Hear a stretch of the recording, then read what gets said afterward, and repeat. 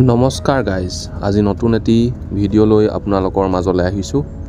আমি আজি ওলাইছোঁ ফ্লোটিং মাৰ্কেট থাইলেণ্ডৰ। এইখন হ'ল ফ্লোটিং মাৰ্কেট। ইয়াক ফ্লোটিং মাৰ্কেট কোৱা কাৰণটো হ'ল মানে আপোনাৰ ডাঙৰ এখন লেক এখনৰ ওপৰতে গোটেই বজাৰখন আছে। মানে বহুত বস্তু পোৱা যায় ইয়াত, খোৱাৰ পৰা আদি কৰি পিন্ধাৰ পৰা আদি কৰি বহুত বস্তু, মানে ঘৰত সজোৱা বস্তু আদি কৰি মানে চব বস্তুৱে পায় ইয়াত। আহক দেখাইছোঁ বজাৰখন অকণমান।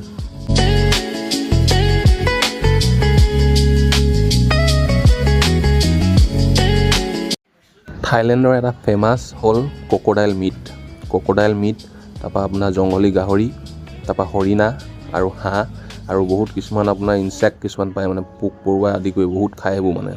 আৰু চবচে তাত ফেমাছ হ'ল আপোনাৰ মেংগ' ষ্টিকি ৰাইচ, সেইটো এটা মজা খাবলৈ একদম, আমি টেষ্ট কৰিলোঁ।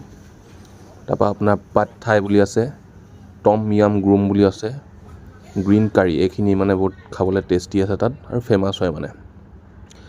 আৰু ইয়াত ধুনীয়া ধুনীয়া আপোনাৰ ডেক'ৰেটিভ বস্তু কিছুমান আছে বজাৰখনত, এইবোৰ চাওক ইমান ধুনীয়া। তাৰপৰা এইবোৰ আপোনাৰ মিছা মাছ আৰু মানে এইবোৰ স্কুইড, এইবোৰ আপোনাৰ চি ফুডত পৰে মানে।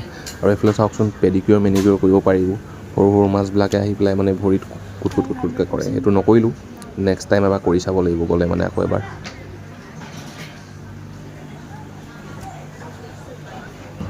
সকলোকে ধন্যবাদ ভিডিঅ'টি চোৱাৰ কাৰণে। চাই ভাল লাগিলে যদি ফ'ল' কৰি দিব, লাইক এটা কৰি দিব, আৰু আগলৈ আৰু ভিডিঅ' দি আছোঁ, চাই থাকক।